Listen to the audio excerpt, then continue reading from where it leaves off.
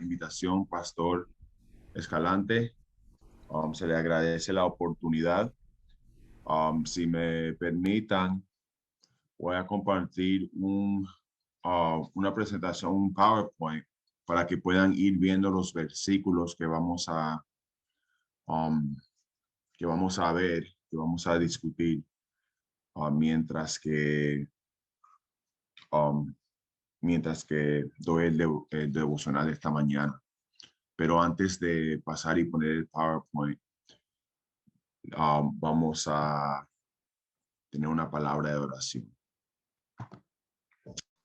Querido Padre, Señor, te damos gracias por el privilegio que tenemos de poder abrir tu palabra juntos esta mañana, Señor, um, y reflejar en ti cómo tener un carácter más semejante a la de tu Hijo Jesucristo.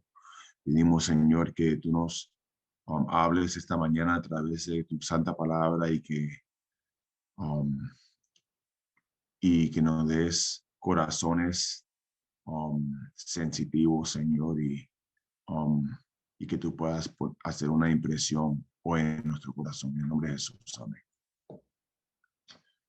Y de una vez le voy a pedir que me tengan paciencia porque mi español es mi segundo idioma, pero ahí vamos a hacer el intento de comunicar lo mejor posible.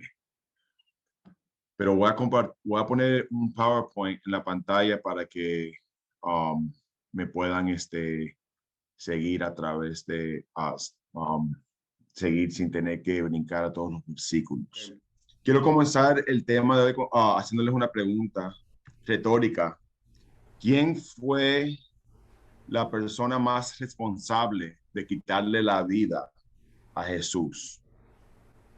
¿Quién fue la persona más responsable por quitarle la vida a Jesús? ¿Fue Judas o algún otro discípulo? ¿O quizás fue Herodes o el gobernador Pilato? ¿Será que fue uno de los sumos sacerdotes, Caifás o Anás? Tal vez fueron los fariseos, los soldados romanos o la multitud. ¿Quién tiene la mayor culpa por quitarle la vida a Jesús? Yo, pastor. Buena respuesta, hermana. Algunos, bueno, mejor se lo pongo así. Desde la infancia de Jesús comenzaron los intentos de quitarle la vida y persistieron hasta su último aliento. ¿Usted sabía eso? Yo no sé si me avisan si pueden ver los versículos en la pantalla. Sí, pastor, se ve. Sí. Gracias. Ok, perfecto. En Juan 7, versículo 44, dice que algunos querían que lo arrestaran, pero nadie le puso las manos encima. En Juan, capítulo 8, versículo 20, dice, Jesús dijo todo esto mientras enseñaba en la parte del templo conocido como la tesorería, pero no lo arrestaron porque aún no había llegado su momento. Mateo 2, versículo 13 dice, después de que los sabios se fueron, un ángel del Señor se le apareció a José en un sueño. Levántate, huye a Egipto con el niño y su madre, dijo el ángel. Quédate ahí hasta que yo te diga y regreses, porque Herodes busca al niño para matarlo. Ahí podemos ver que antes que naciera, os digo, recién nacido, ya le estaban intentando matar. En Mateo capítulo 26, versículos 3 y 4 dice, en ese mismo momento los principales sacerdotes y los ancianos estaban reunidos en la residencia de Caifás, el sumo sacerdote, tramando cómo capturar a Jesús en secreto y matarlo. Versículo 59 dice, adentro los principales sacerdotes y todo el concilio supremo intentaban encontrar testigos que mintieran acerca de Jesús para poder ejecutarlo. Mateo 27, versículo 1 dice, muy temprano por la mañana los principales sacerdotes y los ancianos del pueblo se juntaron nuevamente para tramar de qué manera ejecutar a Jesús. Y aquí tengo más versículos, pero voy a adelantar porque hay tantos. Voy a leer este último, Juan 11:53. Así que a partir de ese momento, los líderes judíos comenzaron a conspirar para matar a Jesús. Vemos en estos versículos que desde el principio él fue un hombre marcado para la muerte. La pregunta no era si él sería asesinado, sino cuándo él sería asesinado. Pero esto no fue una sorpresa para Jesús, ya que él ya lo sabía. En Mateo 16, versículo 21, él dijo, dice, a partir de entonces Jesús empezó a decir claramente a sus discípulos que era necesario que fuera a Jerusalén y que sufriera muchas cosas terribles a manos de los ancianos, de los principales sacerdotes y de los maestros de la ley religiosa. Lo matarían para el tercer día, pero el tercer día resucitaría. En el capítulo 17, versículos 22 y 23, dice, luego cuando volvieron a reunirse en Galilea, Jesús les dijo, el Hijo del Hombre será traicionado y entregado en manos de sus enemigos. Lo matarán, pero al tercer día se levantará de los muertos. Y los discípulos se llenaron de profundo dolor. Y el último, Mateo, versículo 20, capítulo 20, versículo 17 al 19, dice, mientras Jesús subía a Jerusalén, llevó los 12 discípulos aparte y les contó en privado lo que le iba a suceder.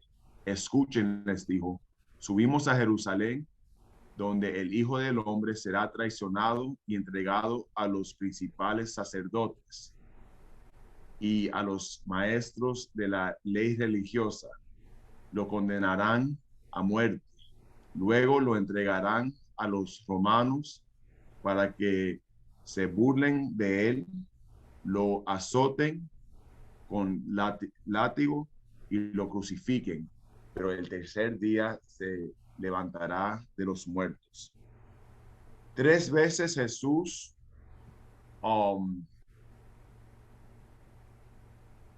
anticipó, le dijo a sus discípulos que lo iban a matar. Les pregunto algo, Jesús le agarraron de sorpresa con sus ataques a Jesús o él ya lo sabía? Ya lo sabía, ¿no? Ya lo sabía, los ataques personales, la persecución y los enemigos de Jesús eran algo muy real, no eran imaginados en su cabeza, eran real.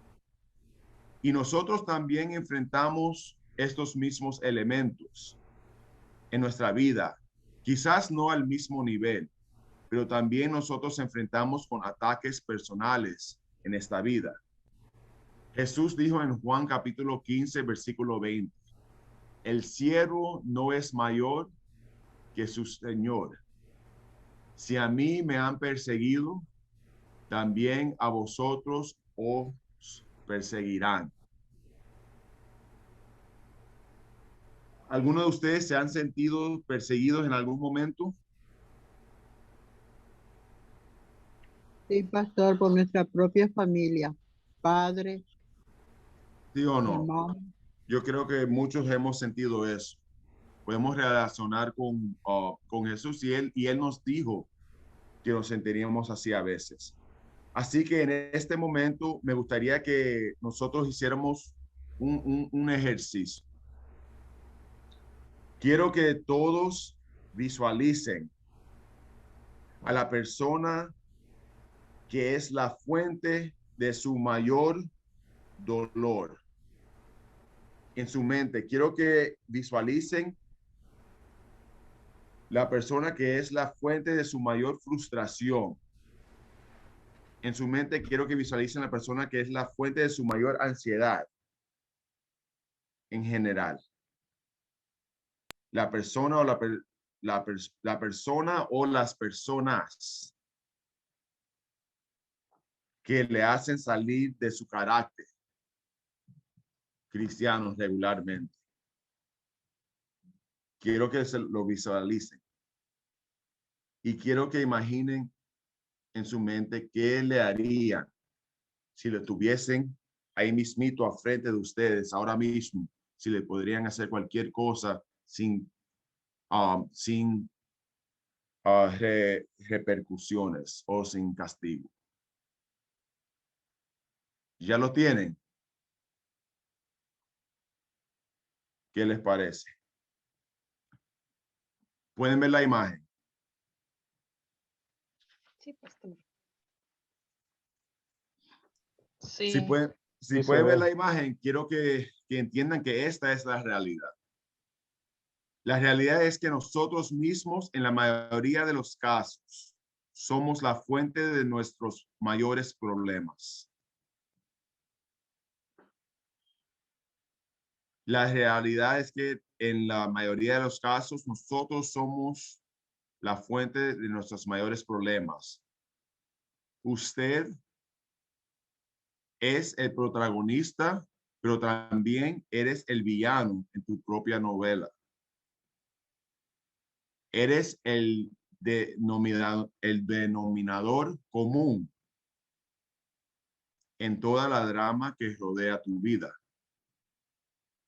Tú mismo eres tu enemigo más feroz. Tú estás en el centro de tu propia agitación.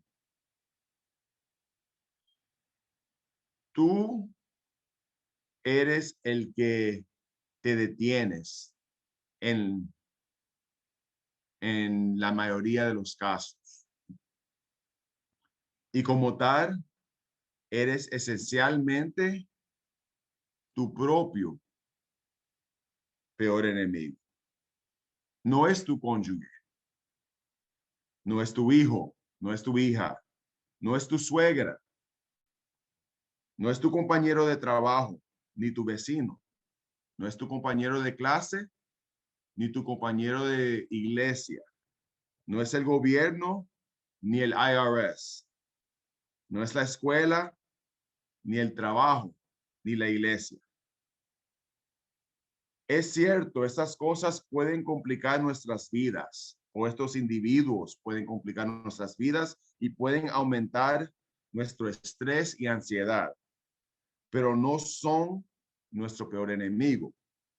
Tu peor enemigo eres tú. En realidad no eres tú. Para ser más específico, es el yo. No soy yo, es el yo. ¿Me entienden? Claro, Sí, existe la pastor. tentación y la provocación, pero la realidad del asunto es que usted es quien esencialmente elige cómo responder a ello. Y cuando cedemos a la tentación o salimos de un carácter cristiano, de un carácter noble y humilde, es porque hemos tomado una decisión consciente a hacerlo. no es el resultado de las circunstancias. Mis acciones y mis reacciones son un reflejo de mi carácter, no de la del prójimo. Yo me acuerdo en una ocasión hace poco que fuimos um, a una graduación de un familiar y después de la graduación todos salimos a comer y el restaurante tenía muy mal servicio y se demoraron demasiado y la mesera no era muy profesional. Y al final de la comida, todo el mundo se estaba quejando, todo el mundo en la familia se estaba quejando y la gran mayoría éramos cristianos, entre comillas. Algunos iban a la iglesia, otros no, pero la gran mayoría eran cristianos.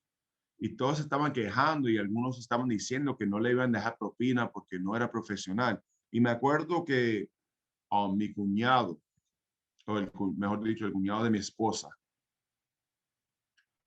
quien era el único ateo entre el grupo, dijo, yo sí voy a dejar propina. Porque, él dice, porque mi comportamiento o mi reacción no es reflejo de la mesera, sino un reflejo de mí. Si yo dejo propina, si no dejo propina, es un reflejo de quien yo soy, no un reflejo de quien ella es. Y me dejó en shock, porque yo realizaba que de todos ahí, él era el único ateo y en realidad es el que estaba demostrando un carácter, estaba demostrando más consideración, compasión, misericordia y gracia de todos los que estaban en el grupo.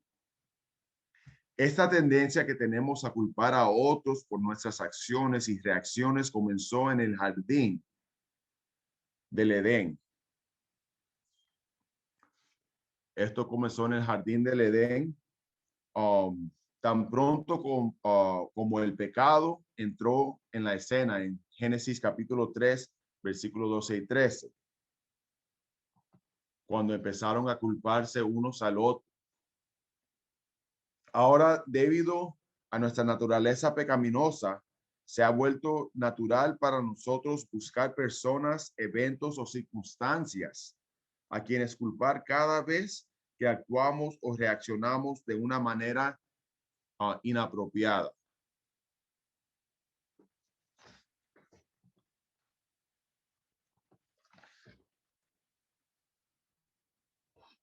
En Romanos 7, versículo 14 y 15, el apóstol Pablo articula la tensión que existe entre nuestro deseo de mantener un carácter cristiano y nuestro impulso hacia nuestra naturaleza pecaminosa. Él dice, porque sabemos que la ley es espiritual, mas yo soy carnal, vendido al pecado, porque lo que hago no lo entiendo, pues no hago lo que quiero, sino lo que aborrezco. Eso hago.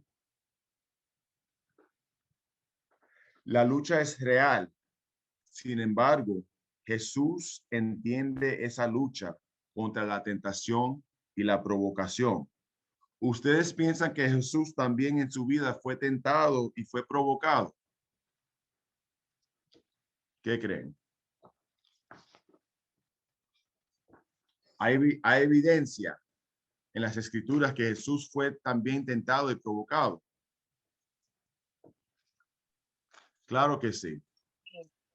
En Hebreos capítulo 4, versículo 14 nos dice que porque no tenemos un sumo sacerdote que no pueda compadecerse de nuestras debilidades, sino uno que fue tentado en todo según nuestra semejanza, pero sin pecado. Jamás existió alguien que fuese tentado tanto como lo fue Jesús. Su ministerio comenzó así en el desierto, fue siendo tentado por 40 días.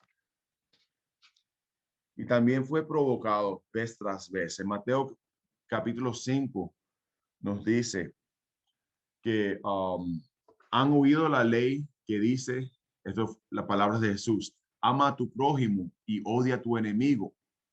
Pero yo digo, ama a tus enemigos, ora por los que te persiguen. De esa manera estarás actuando como verdadero hijo de tu Padre, que está en el cielo.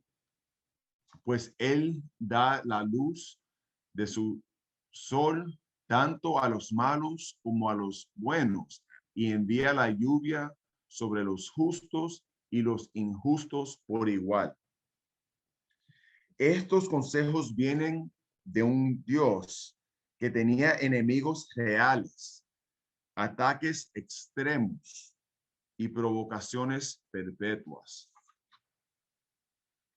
Pero veremos en un momento cómo es que él logró la victoria sobre el impulso humano. Es posible estar enojado sin pecar, como lo dice Efesios capítulo 4, versículo 26. Pero es importante que nosotros reconozcamos y aceptemos nuestras deficiencias sin disculparlas. A veces nos excusamos diciendo, cuando a veces disculpamos nuestras deficiencias, nuestros defectos de carácter, diciendo, somos humanos.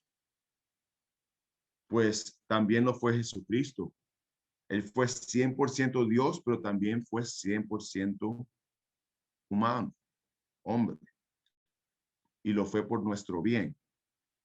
Y sus tentaciones, pruebas y malos tratos superan las que nosotros tendremos que enfrentar, a la que nosotros tendremos que enfrentar. El problema nuestro no es que seamos humanos, el problema nuestro es que todavía estamos vivos.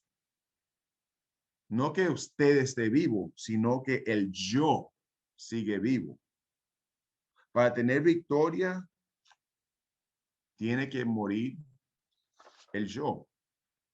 La única forma en que un ser humano puede abstener de constante tentación o de reaccionar a la provocación es morir. Si usted patea a un cadáver, ¿cómo responde o cómo reacciona? No reacciona porque está muerto. Pero si usted patea a un hombre vivo, te lo va a regresar. ¿Por qué? Porque ese compa sigue vivo. Y el problema es que nosotros muchas veces reaccionamos impulsivamente porque el yo sigue vivo, no más que no nos han avisado. Nos damos cuenta cuando nos provoca. Pero hermanos y hermanas, tenemos que morir al yo para poder vivir en Cristo. O mejor dicho, para que Cristo pueda morar dentro de nosotros. Gálatas 2, versículo 20 dice, con Cristo estoy juntamente crucificado. Ya no vivo yo, mas vive Cristo en mí. Y lo que ahora vivo en la carne, lo vivo en la fe del Hijo de Dios, el cual me amó y se entregó a sí mismo por mí. El morir al yo debe ser una experiencia diaria. Es decir, no es que debe ser. El morir al yo tiene que ser una experiencia diaria. No es algo que sucede una vez cuando me convertí hace 5, 10 o 20 años. Tiene que ser una experiencia diaria para que nosotros podamos tener una vida consistente en Cristo.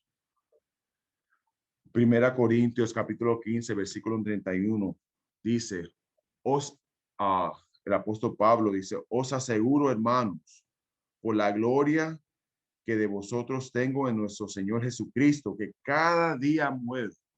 Interesante que el apóstol Pablo dijo que cada día muere.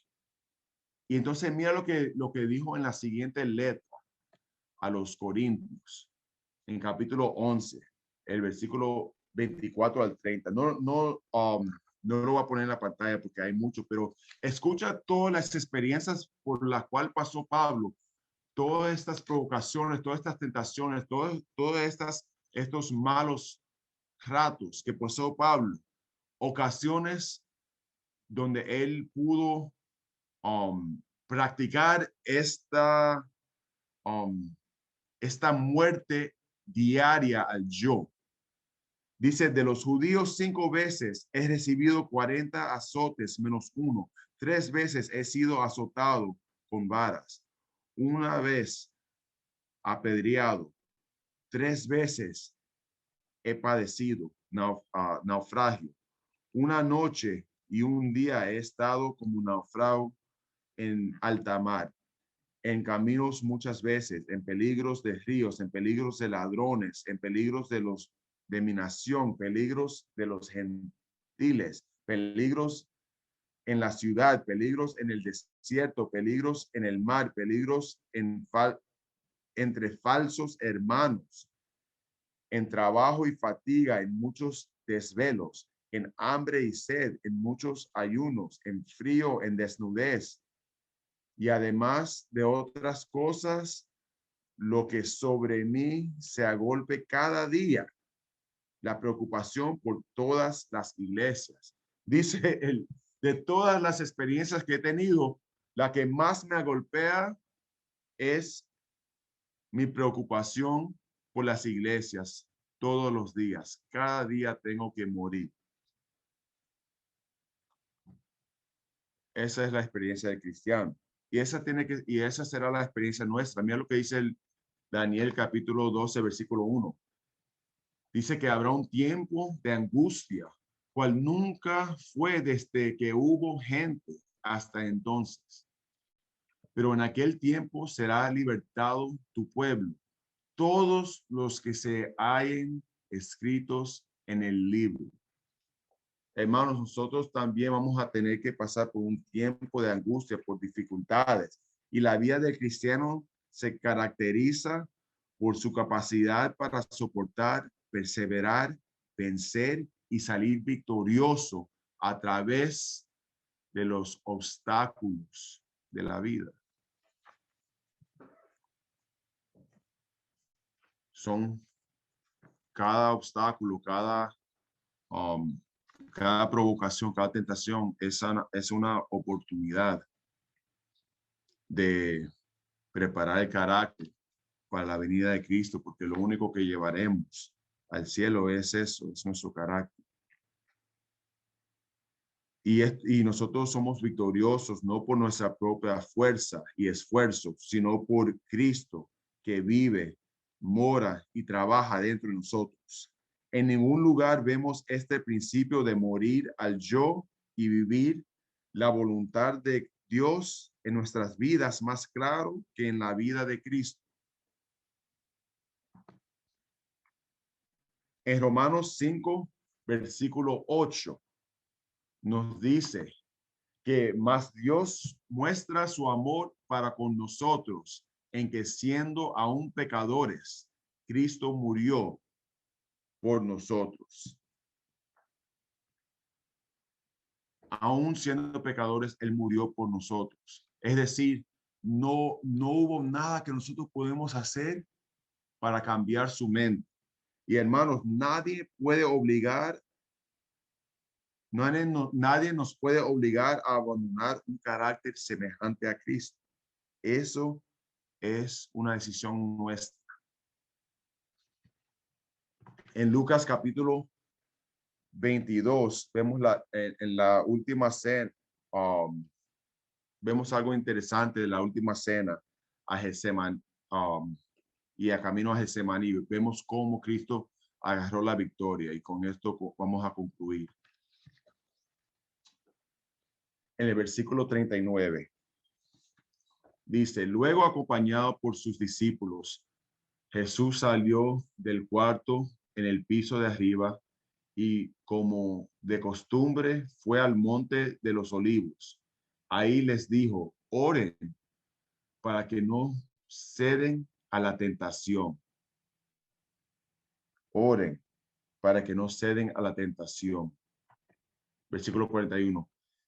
Se alejó a una distancia como de un tiro de piedra. Se arrodilló y oró: Padre, si quieres, te pido que quites esta copa de sufrimiento de mí. Sin embargo, quiero que se haga tu voluntad, no la mía.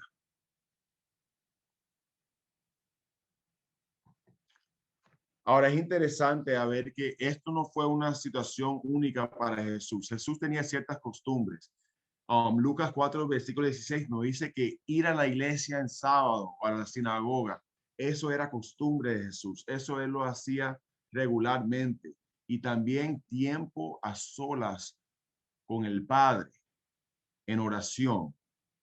También era una costumbre que él tenía. Eso lo vemos en Marcos capítulo 1, versículo 35, que dice: a la mañana siguiente, antes del amanecer, Jesús se levantó y fue a un lugar aislado para orar. Esto lo hacía Jesús regularmente. Él estaba acostumbrado a ir a pasar tiempos a solas con el Padre. ¿Por qué? Porque él sabía que tenía que morir al yo diario para tener esas victorias.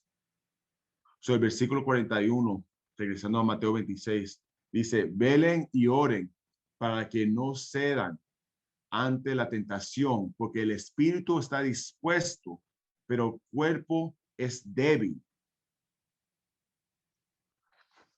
Entonces Jesús los dejó por segunda vez y oró: Padre mío, si no es posible que pase esta copa, a menos que yo la beba, entonces hágase tu voluntad. Cuando regresó de nuevo a donde estaban ellos, los encontró dormidos porque no podían mantener los ojos abiertos.